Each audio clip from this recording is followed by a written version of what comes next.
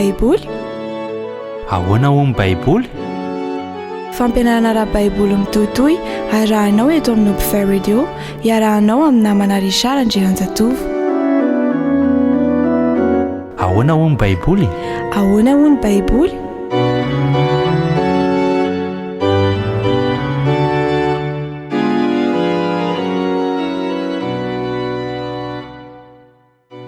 Ampifaliana tanteraka no ionako aminao indray amin'ity anio ity.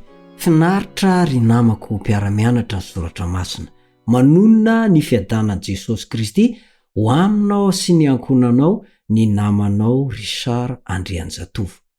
Efa hitantsika tao aloha ny vokatra tsara nentin'ny Jesosy tamin'ny nahatonga azy ho nofo. Ho tohizantsika izany amin'ity anio ity. Mbola misy vokatra hafa tamin'ny maha-olombelona azy. Kanefa melon'izay dia tsara trantsika mametraka ny fianarana ny soratra masina mba ho eo am-pelatanan'Andriamanitra. Tsy teniteny foana fa ny sitrapon'Andriamanitra no ianarantsika ary ankatoavintsika izany ka iandrasantsika an' Jesosy eo amin'ny rahoan'ny lanitra. Tsy maintsy ho avy manto Jesosy. Ivavaka isika.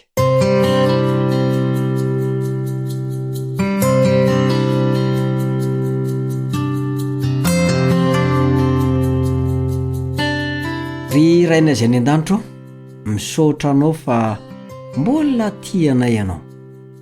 Miaro anay mba tsy ho ataon'ny Satana lasibatra. Mamindra fo aminay ary miantra. Mamela nefa ny helokay satria na dia tia anay ianao dia manisy mandrakariva. Ka noho izany, raiso izahay mba ho eo am-pelatananao ny fiainanay. Ary zay rehetra ataonay dia hanome voninahitra ny anaranao, ka aza manaraka anay noho ny tsy fahamendrena. Amin'ny anaran'i Jesosy Kristy no angatahako izany. Amen. Ho jerentsika, ho tohizantsika ny lesona teo aloha. Misy vokatra hafa tamin'ny nahatongavan'i Jesosy ho olombelona. Raha iverenana kely ny teo aloha dia hoe Jesosy zany no afaka nampifandray ny olombelona mpanota tamin'Andriamanitra ary nampifandray ny samy olombelona tsy hisy fanavakavana. Izy koa no nandrava ny asan'ny devoly. Nahatongavan'i Jesosy zany dia tsy manome alalana antsika hoe rehefa tonga izy, satria andro fahasoavana dia afaka manao izay tiantsika isika manota. Tsy izay le izy. Ary Jesosy dia vonina anamarina sy anampy izay miankina aminy. Ankoatran'ireo izay nitantaraina taminao teo, dia misy ihany koa vokatra hafa tamin'ny nahatongavan'i Jesosy olombelona. Sambatra izay mino fa ny nahatongavan'i Jesosy olombelona sy ny nahafatesany no vahaolana amin'ny olana rehetra. Zao mantsy ny voalazan'ny Matio 1:20. Matio 1:20. Makanesa ty amiko ianareo izay miasa fatratra sy mavesatra entana, fa izaho no hanome anareo fitsaharana. Na inona zany olana mianjady aminao, na amin'iza na ny manodidina anao, rehefa tonga olombelona Jesosy, dia izy no afaka hamahany izany. Ho an'ireo izay manatona azy ihany nefa no ahafahany manolotra an'izay.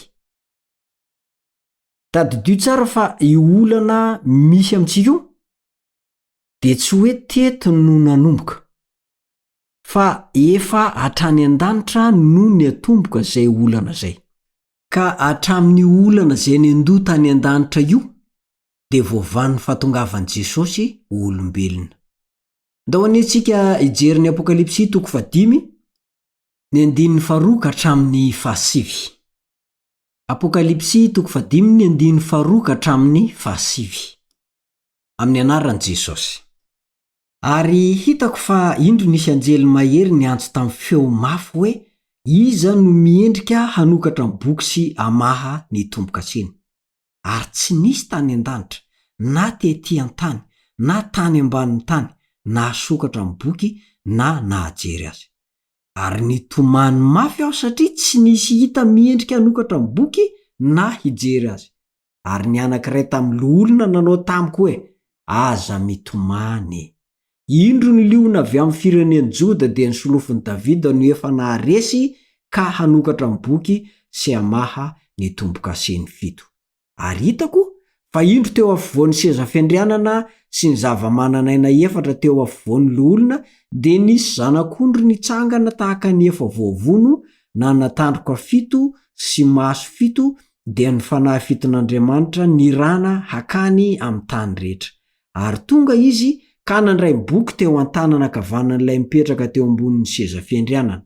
Ary rehefa nandray ny boky izy, ny zava-mananaina 4 sy ny lolona 420 dia niankohoka teo anatreny zanak'ondry, sady samy nanana lokanga sy lovia volamena feno ditika azo manitra izy dia vavaka ataon'ny olo-masina izany. Ary nihira firambo avao izy ka nanao hoe ianao no miendrika haka ny boky sy hamaha ny tombo-kaseny. Fa voavono ianao ary ny ranao no nanavotanao an'Andriamanitra olona avy tamin'ny fokom-pirenena rehetra sy ny samy hafa fiteny sy ny olona ary ny firenena rehetra. Eto zany dia Jesosy Kristy io voalaza afaka mamaha ny olana tany an-danitra io. Dia mipetraka amin'ny fanontaniana, inona ny olana mahazo anao? Inona io mampijaly anao io? Tsy ahitanao lalan-kizorana. Tadidio fa Jesosy dia efa naresy hatramin'ny fahafatesana. Afaka mampandresy anao ihany koa izy satria efa nandresy. Dinio isanandininy ane ireo olana voavary eo. Farany ny olan'ny fahafatesana, ny Jaona 1:12, ny andininy 5:20 sy 6:20 dia hoy Jesosy taminy, izaho no fananganana maty sy fiainana, izay mino ahy na dia maty aza dia ho velona indray. Ary zay rehetra velona ka mino ahy dia tsy ho faty mandrakizay. Mino izany va ianao? Eo isika lay miresantsika tany aloha fa ireny olona lazaina fa mitsangana amin'ny maty, nisy nanangana tamin'ny maty ireny dia karazana sarimihetsika ataon'ny Satana ireny. Tsy tena olona maty ireny fa olona torana fotsiny ireny. Olona tsy tena maty akory ireny olona lazaina fa hoe atsangany izao apôstôly sy ny sisa zao amin'izao androntsika izao. Fa Jesosy Kristy irery ihany ny fananganana ny maty. Ary izy irery ihany no fiainana mandrakizay.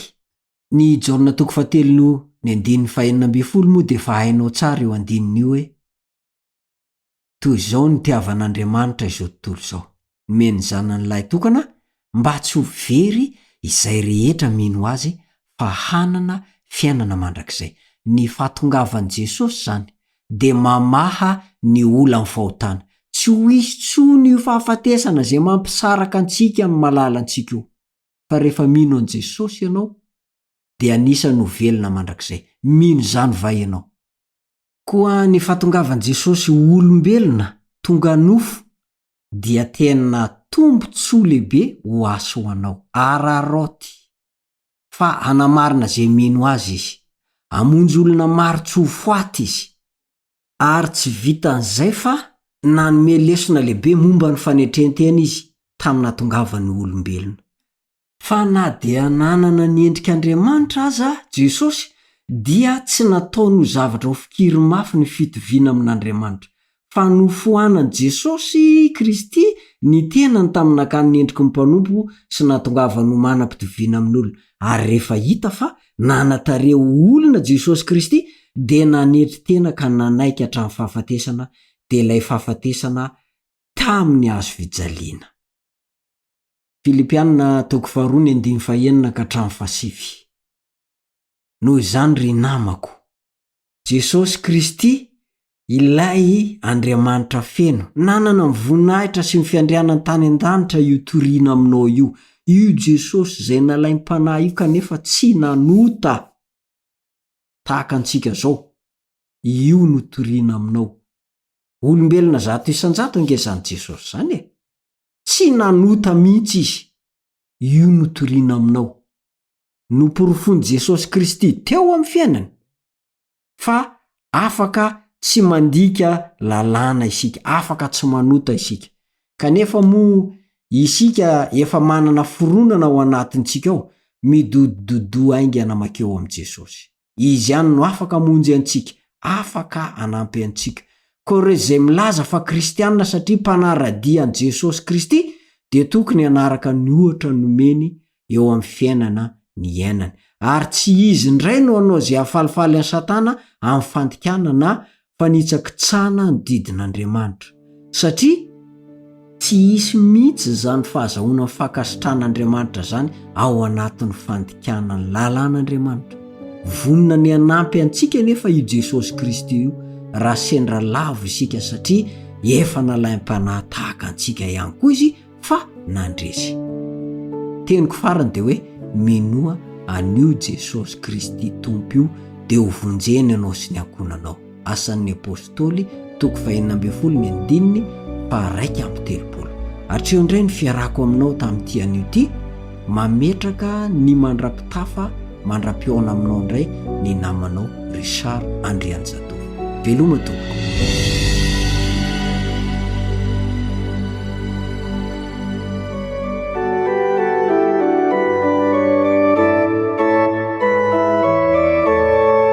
Ahoana hoy ny Baiboly?